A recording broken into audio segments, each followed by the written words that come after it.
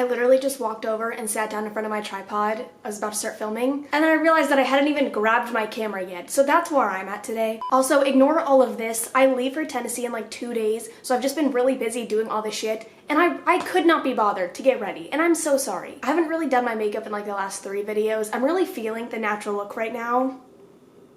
I'm into it. Hey y'all, I'm back and I have another scary story for you guys. And by another scary story, I mean I have a continuation of the last scary story. So many of you have been asking when I'm going to post the next part to this, and today is the day. My friends, no more waiting, no more worries. I feel like I'm kind of losing my voice right now and I have a lot to read. So, like I say every time, we're just gonna hope for the best. If you did not see the first part to this video, I'll have it linked down below. I haven't read the ending. I've kind of skimmed through the second part because I was curious and I was nosy and I didn't want to have to wait because I suck. And honestly, you guys really never have to wait either. You could totally read ahead, but you guys are amazing and you don't. But I'm really excited to read this story. So let's get this shit started. I don't know why I always delete Reddit from my phone. Like sometimes I just go through and I get rid of apps that I never use because I barely even use my phone and I don't want to run out of space. And I always delete Reddit and I don't know why. Because I use Reddit every single day. I usually just use the one on Safari and I'm like, okay, this is good enough. But it's so much easier to read the shit because you don't get the 5 million messages saying, do you want to use it on the app when you're actually using the app? Okay, so this is going to be the finale too. I think the hospital I work for is experimenting on patients. The next day I woke up to my alarm. I felt like I had only just fallen asleep. I got up and as I was getting ready, a part of me felt like I dreamt the whole thing up. I guess I was trying to rationalize. After a brief moment though, I adjusted my thinking and convinced myself I hadn't imagined this. The ride into work was quiet. I didn't play anything. I sat in silence and deep thought.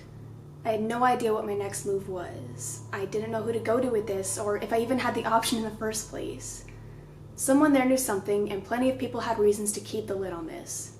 I pulled into the parking lot and I finished my coffee. Per usual, I looked at my floor to scan the lights, and then the third floor. The third floor still had a light on. It was clearly coming from the other side, but it crept through to the side that I was parked on. I got out of my car and I went to the cafeteria. I needed more coffee, and I wasn't ready to go to my unit yet. Well, good morning, Sweet Pea. Want some breakfast? It was Miss Myrtle. She was the cafeteria manager, and she was well past the point of retirement. No thank you, Miss Myrtle. Just getting some coffee. I walked over close to her, and in a hushed voice I asked, "Can I ask you a question, Miss Myrtle?" "Well, of course, dear," she said, a little distracted about my changed demeanor. "You've worked here as long as this place has been running. Well, pretty much, right? What do you know about what happened on the third floor?" The smile that was permanently etched into her face faded. In the 2 years I've worked here, I've never seen her any other way. She was always cheerful and smiling. "Cassie, I don't think this is something we should talk about. Please, I think people are getting hurt. Like a lot of people. I just want to help them. You don't know what you're up against, dear. This is a battle you won't win. I would hate for something to happen to you." She placed her hand on my shoulder and gave me a look of concern. She walked away. I hadn't felt threatened by that at all. It was more like she was scared to talk. Someone had something on her, or rather, she knew what would happen if she spoke. I placed $1.50 on the counter and I walked out. When I got back to my unit, Sheena was changing in the locker room. I walked up to her and I told her I needed to talk. "Something happened here, Sheena. Something bad." She laughed. "Something bad happens here every day, Cass. It's a hospital." "No, I mean I think several people were hurt, like experimented on, against their will. Did you get any sleep last night? I know yesterday was hard, but sometimes you just have to sit in the car and have a good cry after a shift. Let it out and try to move on, you know?" I went to the third floor. "The third floor? Is this some kind of joke? Who put you up to this, Mike?" I stared at her. I wasn't playing, and I needed her to realize that. "Cassie, what do you mean? How could you even get up there? You don't have access."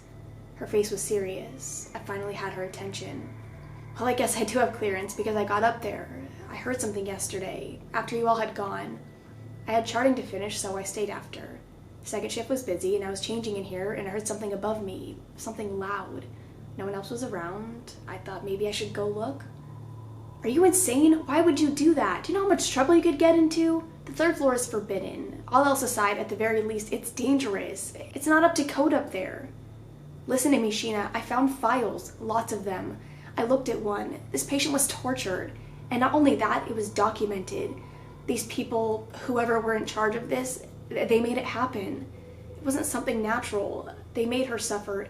And her picture, She had words carved into her skin and, "Stop it, Cassie, stop. You're gonna get us fired." She looked at me and took my hand into hers. "Look, I'm not saying you didn't find that, and I'm not saying I don't believe you, but whatever's up there needs to be left up there. Do you understand? It's not our place." I looked down at my feet for some time, and as I looked back up to meet her gaze, I felt a warm tear run down my cheek. She was a little girl, Sheena. Her expression changed, and now she seemed to understand the gravity of the issue. Sheena was in her 60s. She had 5 children and 3 grandchildren. She had moved here when she was 16 from Mexico in search of a better life, and she made one. She was a devout Catholic, and she had a good soul. She had taken me under her wing when I got here, and I saw her as a mentor. We even got together for dinner sometimes. "What do you want to do, Cass?" "I want to go back.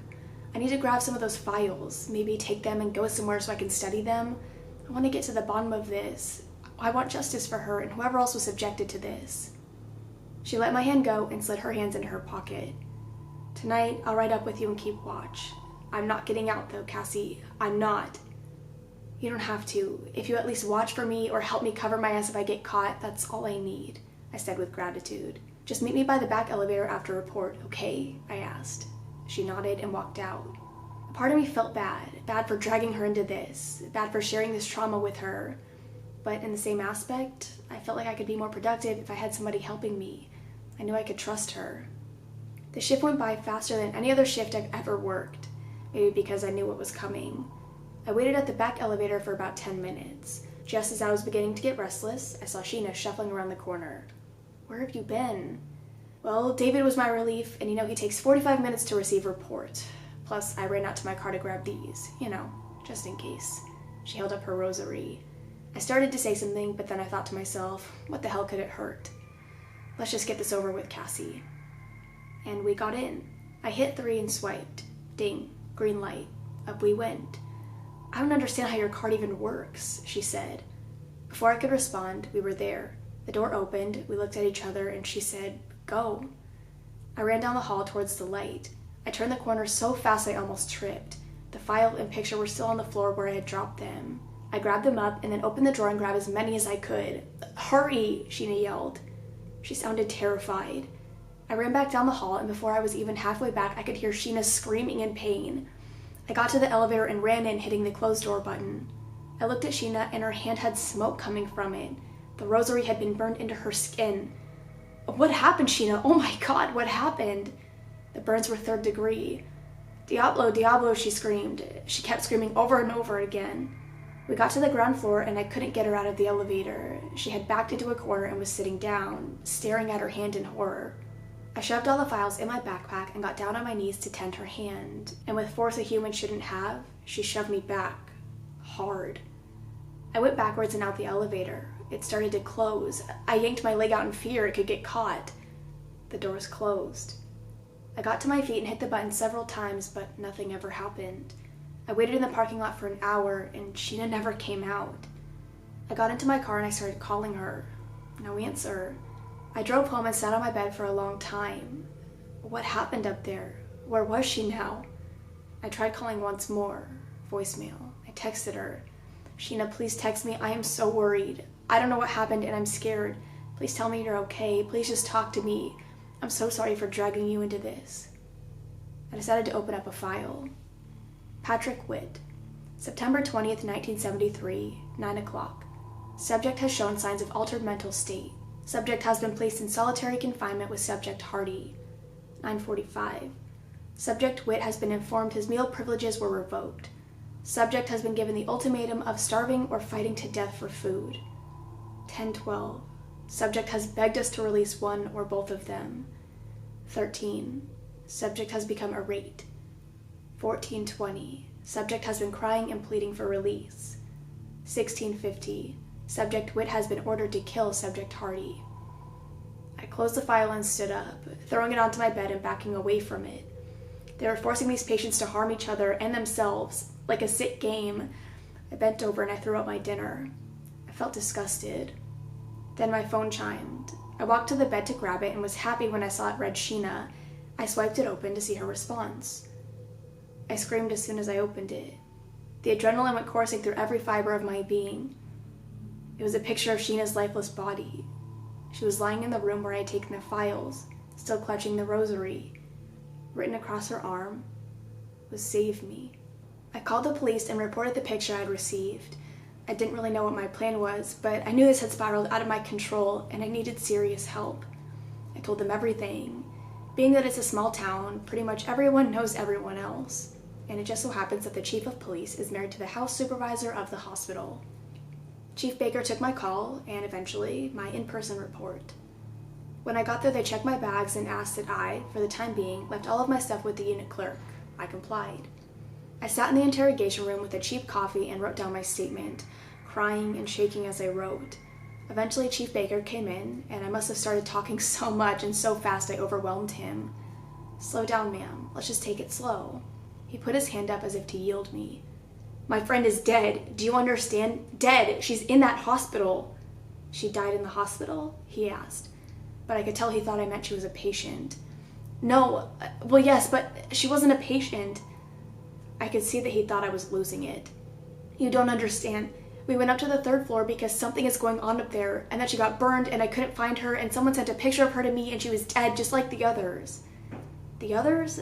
Ma'am, have you taken any illegal substances tonight?" "What?" I shrieked in frustration. "I don't take any drugs. I work in a fucking hospital where I'm tested regularly. Do I fit the mold of somebody who takes illegal substances? You aren't hearing me." "Okay, listen, you need to calm down before I put you in a holding cell." "You can't do that. I haven't done anything wrong. You won't listen." And then I remembered my phone. I was so distraught that it had taken me an embarrassingly amount of time to realize I could just show him the picture. "My phone," I said as I stood up and slid my chair back. I ran to the clerk and asked if I could please grab my phone out of my bag. I dug to the bottom and I got it. I ran back to the room. "This will prove everything. I have the picture of her. She was murdered tonight. Someone sent me the..." I froze. Our texts had been deleted. All of them. She wasn't in my recent messages at all. "What the fuck is going on here?" I yelled. "Ma'am, I think you need help. Can I call someone? A friend? A family member?" I sat down, defeated. I didn't understand. Was I really losing my mind? I scrolled through my contacts to find Sheena's number. It was gone. In a final attempt to prove my sanity, I asked if he could do me a small favor. "Can you call Christy? Can you please just call her and ask her if she saw Sheena leave?" He sat there for a minute and just stared at me. I could tell he didn't believe me, almost like he was going to entertain this solely to calm me down and get me to leave. "Sure." He pulled out his phone. "Hey, sweetie, I have one of your employees here, Cassie Ferris." "Yeah, she has an interesting story about some murders taking place in the hospital there, and honestly, I'm worried about her. But she wants me to ask you if you've seen Sheena tonight, during shift change, or if you know about her still being there." He covered the phone with his hand and whispered to me, "What's her last name?" "Morris." It was her married name. "Yeah, Morris." There was a long pause, then he looked at me with concern. "Hang tight, Miss Ferris. I'll be right back." He got up and walked out of the room.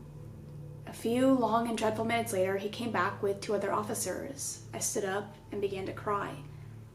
"She's dead, isn't she? She's really dead. They found her." "Ma'am, take a seat," he said. "No, just tell me. What happened? Did they know? Did they catch the person? This is all my fault." I fell to my knees. I knew I was the reason she was dead. I didn't need anyone to tell me that. You don't think I felt bad enough without anyone else chiming in with their opinion? Yeah, I probably should have tried harder to find her. I was scared. When she pushed me, it just wasn't her. The way her eyes were, her strength, that wasn't her. I was terrified. You don't think I wanted to help her find her? Of course I did. I waited. I called. I did all I knew how to do in that moment. And it wasn't enough. And I don't need anyone telling me it was my fault because damn it, I fucking know that. My chain of thought was broken when the officers put their hands under my arms, helped me to my feet, and sat me down. "Miss Ferris, I think you need to be checked out," Chief Baker said. His face now changed from frustration to concern. "I'm fine, I wasn't injured. They only hurt Sheena. We're gonna take you to the hospital for observation tonight, okay?" He slid his hand across the table and placed it on mine. "Hell no, I'm not going there for observation. You can't treat me like a 6404. I'm a nurse, not a patient. I'll go see her body, but I won't be put on observation. I'm not crazy." "Cassie, look at me." He tightened his grip on my hand and his face got very serious. There isn't, and there never has been an employee there by the name of Sheena Morris. I yanked my hand out of his. He was wrong. He had to be wrong. I knew that I was in too deep now. I stood up, calmed myself down, and told them I had made a mistake. I was absolutely terrified of the situation, of what they could do to me, of what they would do to me. I knew I had to pull it together because now they were watching my every move. I'm sorry. I haven't been sleeping much lately. I made a mistake. It took everything in me not to panic. I headed to the door.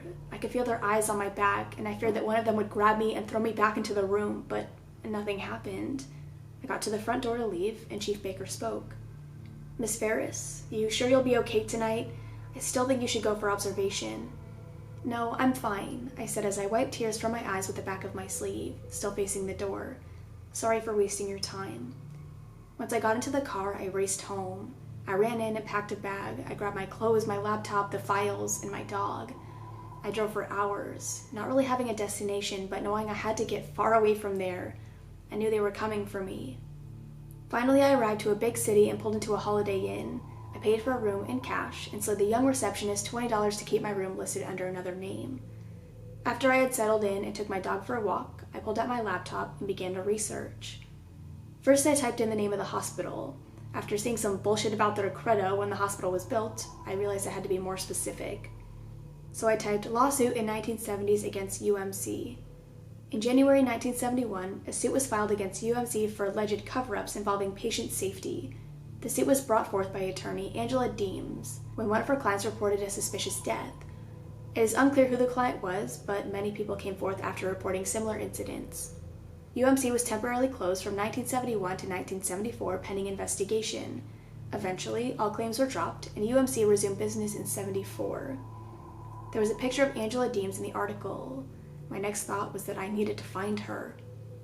I cleared the search bar and typed in her name, followed by the lawsuit. I had a feeling she'd be dead by now, but maybe I could find someone who knew something. I found an article about a missing persons report. Angela Deems was missing. The report was from 1971, and it read, Angela Shannon Deems, 32, of Nashville, Tennessee, hasn't been seen in 10 days. She was last seen leaving Deems & Associates at 5:10 p.m. on Thursday, March 4th. Deems was wearing a blue dress with a black jacket. Her hair is shoulder length and black. She's approximately 5'5" and 125 pounds. She has blue eyes. If you've seen Angela Shannon Deems or suspect that you know where she might be, please contact local police. I clicked back and looked at a few more postings to see what had happened. I learned that to this day, nobody has seen nor heard from her. I couldn't believe what I was reading, and there was no way someone was going to convince me that this wasn't a coincidence. The lawyer that tried to shut down UMC and expose what was happening there had coincidentally disappeared before the trials were set to begin, and if she was missing, what fate had the families of the victims succumbed to? I typed Deems & Associate into the search bar and pulled up their website. It was, to my surprise, still an operating business. I looked through the list of lawyers and associates to see if anybody had the same last name, hoping that even if they never knew her, that maybe the family had theories that had been passed down. Courtney Deems. I stopped scrolling and I wrote down her email and information. I popped up my email account and I typed in her address. Miss Courtney Deems. My name is Cassie and I work at UMC. I was wondering how you were related to Angela Deems. I believe I've recently come across some things that Angela was trying to bring to light. I also believe I may be in trouble. Please respond. Cassie. I closed the laptop and sat in silence for a while. I had no fucking idea what I was doing or what my next move would be. I opened up the file on Patrick Witt. 18 o'clock. Upon arriving at the cell, we noticed blood flowing from under the door. When the cell was open, we observed Subject Witt standing over Subject Hardy. Subject Hardy was unresponsive. Subject Witt was missing fingernails on the right hand and bleeding from deep wounds around them. It was observed that Subject Witt had ripped off the metal siding of the bottom of the door and created a shank of a sort. It is unclear how the subject was able to do this. Subject Witt began to walk towards the staff, but right before we were able to restrain him, Subject Witt ran the metal shank across his neck. 1845. Subject Witt has been pronounced dead. I scrolled through his file and found a copy of the death certificate with the cause of death being unexpected heart failure. Were they seriously writing up fake death certificates on these poor people? I flipped to the next page in his file. It took me a minute to figure out, but after studying it for a while, I realized it was a chart. On each line there was a row of boxes, similar to Microsoft Excel. Reading from left to right, the initials were in the first box, the patient's last name was in the second, the date in the third, and finally an amount of money listed. They were bets. Some pages were bets on who would live, and some were bets on who would die. Wagering money on people's lives. It was like chicken fighting, but with people. I felt so sick. I took an oath to take care of people and help them. It's why I got into this career. And here I was, reading about people in the same business as me, hell, the same company even, doing this to people who needed them. As sick as I felt, I knew there were many other files I had to scan through. I started to open Shelly's file back up, and I heard a ding. I looked at my phone, and it was an email notification. I slid the bar across my phone, and it opened up to an email from Courtney. "Hello, Cassie. They're looking for you. When they find you, you will also disappear. They know you know. You need to get far away and fast. I'm so sorry this is happening to you, but I cannot get involved. Save yourself. Run." I sat there, somewhat stunned. How did she know this? Had she been contacted by somebody about me? Nothing about this entire fucking day made sense. I stood up and rushed to the mini bar that was conveniently in my room. I grabbed an airplane bottle of Jack and chugged half of it. The sting made me have to break halfway through. I lifted it back to my lips, and just as I was about to take the second half down, there was a knock on my door. I froze. Knock, knock, knock. I ran over to the bed and grabbed all the files. I lifted up the mattress and pushed them under. I closed my browser and turned off my computer. Knock, knock. "Who is it?" No reply. I walked slowly over to the door and peered out of the peephole. It was the receptionist. I opened the door. "Yes, can I help you?" I asked. "I'm sorry to bother you. The police are out front. I told them that you weren't here, but they said they can see your car, and I don't know what kind of trouble you're in, but you need to get out of here. You seem like a nice lady, and thank you so much." I slammed the door in his face. Not intentionally. I appreciated him. I just had no time to waste. I grabbed up all of my stuff and threw it into my bags. I got my dog and I hauled ass. I went through the back exit of the hotel. Although it was a longer walk to my car, I at least could see from a distance if they were out there waiting. I didn't see anyone, so I booked it. As fast as I could, I ran. I got to the car and started it up while I locked the doors. I hit the gas, but I didn't go anywhere. I mashed it again. Nothing. What the hell? I got out to check the tires, and I noticed the back right tire had a boot on it. "Holy shit," I said. Then everything went black. My vision didn't come to me immediately. My hearing was there, though. You know, your hearing is the last to go. I talked to all my life support patients or those in comas. They can still hear you. Maybe not everything, but I like to think they get some sort of comfort from it. Slipping and a sliding all along the waterfall with you, my brown-eyed girl, you my brown-eyed girl. I no longer had good memories associated with this song. My adrenaline kicked in, my eyes opened, and I realized my worst nightmare had come true. They got me. I was restrained to a gurney. I immediately started to pull and flail, but being that I was on a gurney, I quickly realized that I couldn't shake too much or I'd flip over. "What the fuck?" I yelled. "Let me go! Who the fuck are you? What do you want?" I continued. Dr. Cates walked into the room holding a clipboard. "I see you're up," he said in a cheerful voice. I knew Dr. Cates. He frequented the ICU patients. I'd always thought he was so charming. "Why are you doing this to me?" I asked in a pitiful voice while tears streamed down my face. "Well, Cassie, you went snooping and stuck your nose where it didn't belong, now didn't you?" he said matter-of-factly as he wrote something down. "You're involved in this too? What kind of sick fucks are you people?" I sneered. He put the pen down on the clipboard and focused his gaze on me. "You see, Cassie, this is a very lucrative business we run up here. It's been going on for almost 50 years now. You were safe.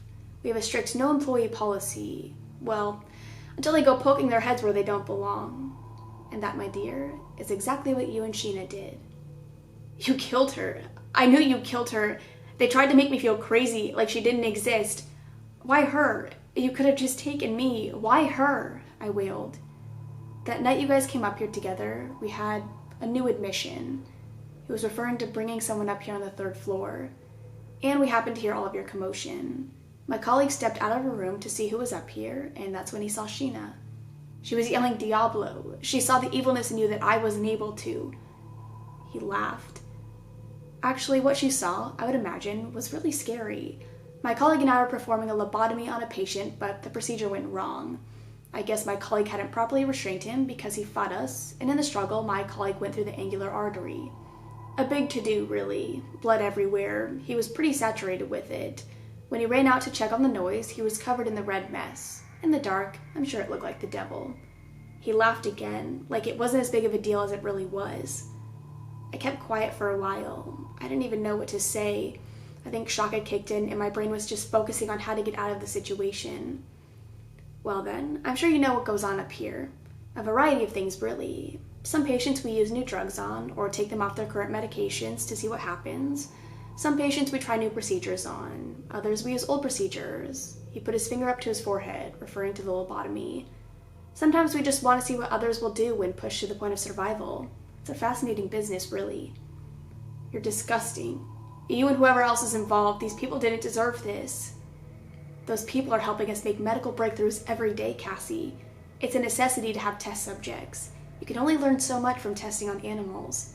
Human subjects, though, they've really been teaching us since the beginning of time. This place will be shut down. Eventually someone will find out the atrocities that take place in here. You guys can't get away with this forever, I screamed at him. Cassie, we have many procedures set in place to make sure that doesn't happen. That's why you're here. He smiled at me.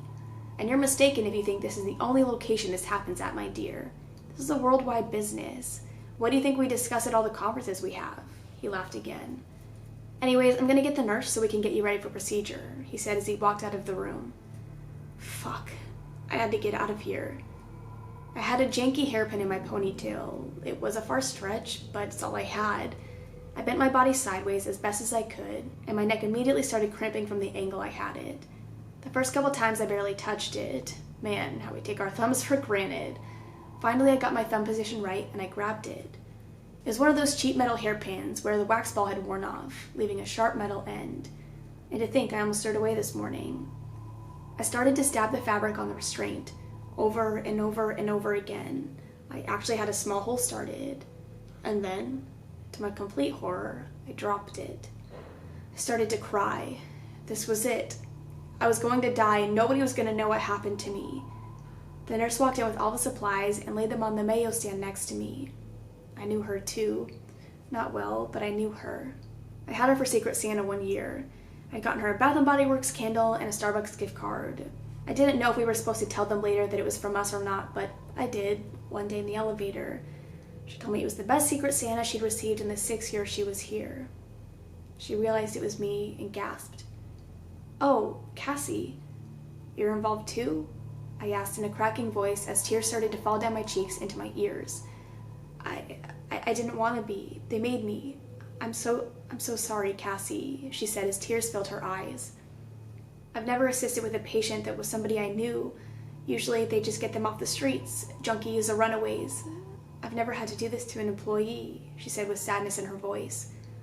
Please, Steph, please, I pleaded, crying so hard I could barely see. She looked around, then back to me. They'll kill me. They'll kill my family. They'll kill you. I can't, Cassie. I closed my eyes and sobbed harder, the kind that takes the breath right out of you. There were so many things I wanted to do with my life. I wanted to travel, settle down, have a big wedding, start a family. So many things, but I was about to die, a week before my 24th birthday. With my eyes still closed, I felt a tug on my arm. Steph was untying me. I don't understand, I asked.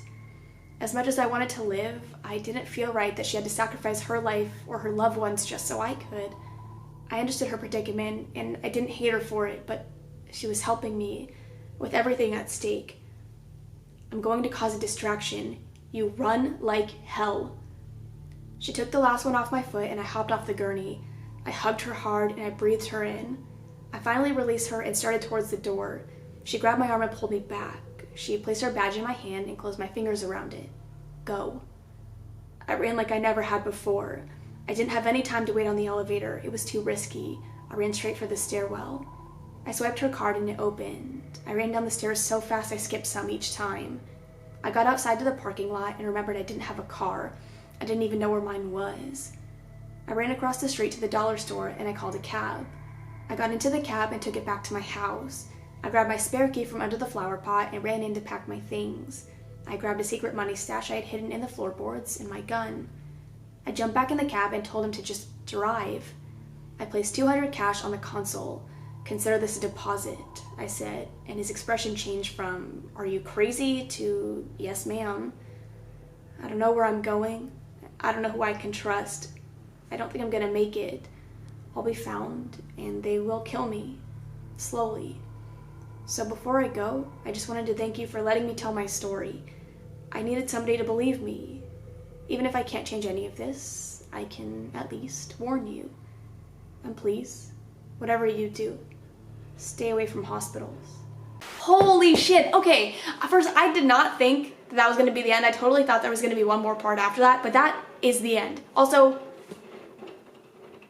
can you hear that? Honestly, I'm just happy that the noise did not start while I was reading that story. Also, really proud of myself because I barely stuttered throughout that whole thing, and I've been reading for like an hour. Oh my god, it's such a good story. I didn't think that one bitch was gonna let her go either. I did not think Steph was gonna do it, but there she is. She did it. Our queen. I hope you guys enjoy it. If you have any other stories that you want me to read, please send them to me. I'll have my email written down below, and then I'll also have like my social media and stuff. So wherever you want to send it, just send it. I want to say this really quick. Today's Wednesday, and my 2018 video just went live, and I wanted to say thank you to all the people who were commenting on it and saying nice things. I was really nervous to post that video, and I actually debated not uploading it a couple times just because I don't know. Sometimes I just get nervous. I don't know. But I'm really happy that I did upload it, and I'm happy that I'm able to help you guys, and you guys help me every single day. So it's the least that I can do, honestly. But I really do love you guys. So let's make this year fucking awesome because we got this. I believe in us. And I will see you guys in the next one. Bye. I got this giant water bottle out because sometimes my throat just gets really dry when I'm reading, and whenever I try to drink Diet Coke, it never helps. And then of course I drink like none of it. Whenever I bring a Diet Coke, I'll chug like the whole thing while I'm filming, and then when I bring water, I have like 2 sips, and I'm like, you know what, it's fine. I'll just suffer through the crackly voice. I don't know why I have this like weird obsession with smart water right now. Well, actually, I've always had a weird obsession with smart water. I know it's like just obnoxiously overpriced for no reason, but it's so good, and I hate myself for it, and I just like the bottle. I hate that. But I started drinking Simply Balanced. I think it's just like the Target brand smart water. It's cheaper, and I don't know. It's just so big and beautiful, and I never drink water, but at least I have pretty water. Am I right, ladies? Okay, I'm gonna shut the fuck up. See ya.